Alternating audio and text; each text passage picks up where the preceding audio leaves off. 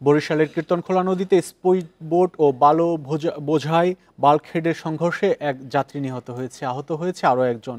দুর্ঘটনায় নিখোঁজ রয়েছে ৩ জন। তাদের সন্ধানে সকাল থেকে উদ্ধার অভিযান চলছে। বৃহস্পতিবার বিকেলে কীর্তনখোলা কালাবদর নদীর মোহনায় এ দুর্ঘটনা ঘটে। নৌ পুলিশ জানায়, ভোলা থেকে যাত্রী নিয়ে বরিশালে আসছিল স্পিডবোটটি। পথে বাল্কহেডের সাথে এর সংঘর্ষ হয়। এতে ঘটনাস্থলেই মারা যান এক যাত্রী। আহত আরেক যাত্রীকে শেরেবাংলা মেডিকেলে ভর্তি করা হয়েছে।